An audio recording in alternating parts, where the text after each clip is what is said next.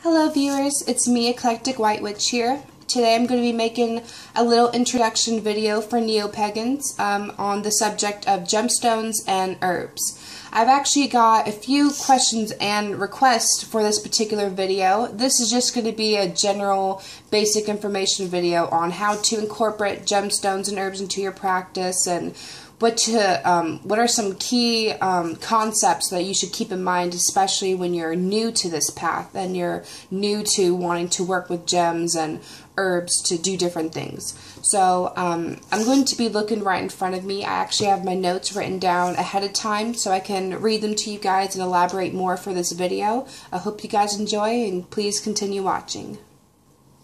Alright, so I'm going to go with gemstones first since it's typically something most people have questions about. So let's just get started. Virtually all stones and gems are healing in some type of way. Most are specific to working with your mind, body, and spirit. You must understand that they are not inanimate objects to be wielded as you wish. Stones do have consciousness and are incredibly generous to be willing to work with us for years. It's a partnership. You must also understand that stones, gemstones, they are containers of energy. And when I say this, I'm saying that gemstones hold on to energies like vessels, like almost like a battery in a way. It is this nature in them that makes them extremely useful for us. This means they also hold the ability to hold on to past residual energies and aren't always fresh. So make sure you take the time to cleanse them, as well as anything else like your ritual tools and so forth. It's very important that you do this, and I'm going to go over a few different ways you can do this. You can bury them in the backyard. Simply burying them allows the earth's energy to pull out the toxins in them and to not only cleanse them, purify them, but to basically start off a clean slate in a sense, so they are fresh. Another thing is a moon bath. You can leave them out during the moonlight. Some stones you can use also in the sunlight. Like for example, you also want to keep in mind that some stones they may lose their pigmentation due to the sun. Like I know amethyst is really sensitive with that, and I love amethyst. So it may not be best to leave amethyst or some certain type of stones in the sunlight. So I personally love putting my stones out during the moonlight because it's still absorbing the moon's pure energy and it's cleansing them, but without having the harsh rays of the sun to pull out that color and to do other things like that. So keep in mind that some gemstones are best to have different methods of cleansing them. That's why I'm going over this. So burying them in the backyard, having a moon bath, simply letting the moon's rays or the sun rays absorb all the toxins out of them. Bathing in light, that's basically like you can put some stones over a candle and that type of thing, sunlight as well. You can also cleanse them in natural running water. Like if you find a stone in a lake or a river or even at the beach, those make excellent healing stones. So that is perfectly awesome. Another thing is you can have herbal baths or incense smudging. Herbal bath is like if you have, let's say you had a bowl and you put some dried herbs in it and you just wanted your stones just to soak in there. So the herbs have their natural properties and it'll just pull out the negative energies as well. Another common thing is also having a salt burial, which means you basically just bury, you can take a bowl or whatever and you can put some sea salt and then you just put your stones to sit in overnight and voila. Stones do have different purposes.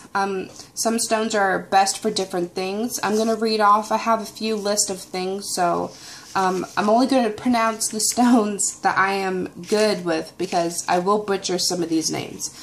Some stones that are good for protection is tiger's eye, obsidian, and black onyx. Some great grounding stones would be hematite, red jasper, blue agate, and black onyx. Some great stones for negativity would be smoky quartz. Some stones that would help with peaceful sleep and keep nightmares away would be amethyst, ruby, and some stones that would be really great with anxiety would be green adventurine. I'm really sorry. I'm really bad with pronouncing some things. Here's another few other purposes for stones. If you want to aim in calming, like anxiety and stuff like that, amethyst is really good, and rose quartz is excellent. With depression, smoky quartz, stress in general, amethyst, rose quartz. Phobias, you can use aquamarine and rose quartz. And if you have issues with panic attacks, I highly recommend using turquoise, definitely. Now, another thing you can use with gemstones is to stimulate your chakras. Now, the color of a crystal is the key to its healing qualities. Each color of stone works best on a specific chakra to clear its energy blockages and increase your vitality and your well-being. Now, I'm not going to go too in-depth with this, but I'm just going to quickly go over these. White stones are particularly amazing at stimulating your crown chakra, which is located right here.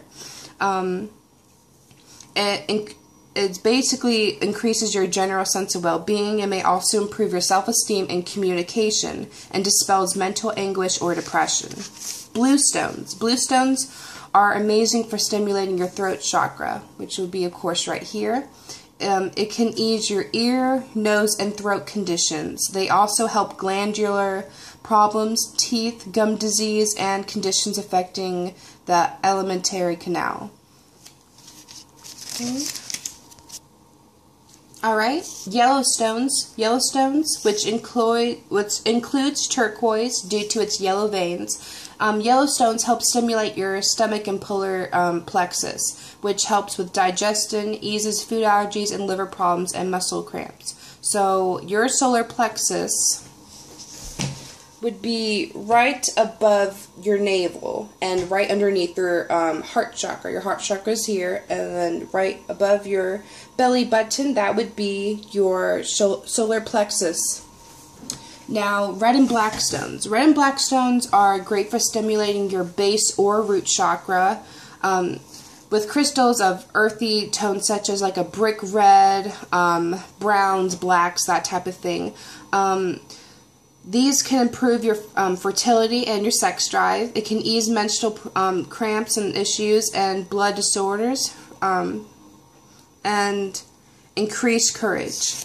Purple/violet stones like amethyst stimulate the brow chakra, which is pretty much like your third eye, which is right here. It eases pain, agitation, and stress. This also boosts our concentration and mental awareness. Green and pink stones are excellent for balancing your heart chakra, which would be right here for me. Easing all heart and chest conditions. They also treat more emotional issues like stress, anger, and depression, which is very important in my book. I'm actually trying to increase that for myself. Last but not least, orange stones. Orange stones can stimulate the sex organ chakra, which governs the womb and sacrum, base of the spine. They help to increase energy, improve lactation, dispel inhabitants and repression, and ease kidney issues. Now, this chakra would be right below your navel, but right above your root chakra. So, right here for me. Another thing that's very important is that you can also incorporate wearing chakra jewelry. You can keep all your 7 chakras balanced by wearing a crystal to stimulate each one on a bracelet or a necklace. The crystals should be arranged in a rainbow of color from red or black of the base chakra to white of the crown chakra. So by having all these stones together, you're going to be stimulating all of your chakras at once, which I highly recommend. Now we're going to move right into herbs. You want to view herbs like crystals, possessing specific distinct energies that can be used to aid in our practice. We can collect, mix, and brew them in a wide variety encompassing fruits, trees, flowers, roots, nuts, seeds, ferns, grasses, spices, and seaweed and algae. yeah. So another question you may think is, okay, I understand that. What are some ways I can incorporate using herbs other than just putting them all in a bowl to cleanse my stones? Well, you can use them as charms or sachets. Herbs are added to mojo bags or little tiny baggies, or tied up in a small cloth bundles for numerous intentions and carried in a purse or a pillow, hidden in the attic, laid on your altar, or kept underneath your pillow, etc.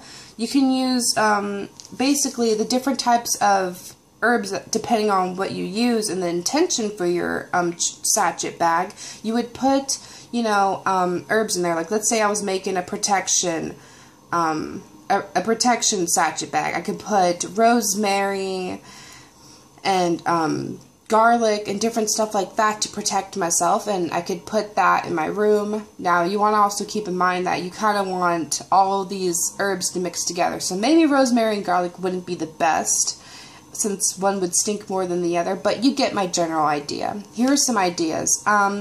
For safe traveling, if you want to make a charm or sachet bag, you can use calamus root or plantain. To aid in good sleep, you can have valerian or chamomile to induce dreams, and a pinch of marigold blossoms. For love, you can add catnip and rose petals. For protection, you can use rosemary, and for prosperity, you can use mint, poppy seeds, and dill. Another way you can also use herbs is very popular is incense. Herbs are basically ground and blended in numerous combinations to create an aromatic incense for rituals, specific intentions, or pure enjoyment. Another way you can use and incorporate herbs is through baths and washes. Herbs are dropped into bath water and tea bags or bundles or whatever, and they're sprinkled directly into your water for healings, cleansing, and numerous other intentions. Basically, like, for example, if you wanted to clean your house and protect your house, you can add some herbs to your mop water, and not only are you cleansing the physical plane of dirt and grime and stuff like that, but on the energy, on an energy type of outlook, you're also using those herbs for their properties to cleanse that space of negative energy as well. Another way you can incorporate using herbs and stuff like that is through oils. I'm not too into the whole oil thing. I am still learning into it, but basically, what you would do is, like, there's many different oils back there. Basically, you have a carrot oil into an essential oil, and all these different herbs. You extract their properties, and it's into oil form, so you can just have it on the go. You can, there's oils for protection, for full moon, there's oils for everything, and I highly recommend getting some. I'm actually going to go shopping sometime soon to do this as well. That was just a general basis of all this. I hope that you guys enjoyed. I do have some additional information on different plants that eliminate negative energies and different ways to cleansing and purify things, as well as kitchen herbs for protection on my protection and cleansing video, so be sure to check that out if you haven't. I hope you guys enjoyed, and thank you for watching. Blessed be and love and light.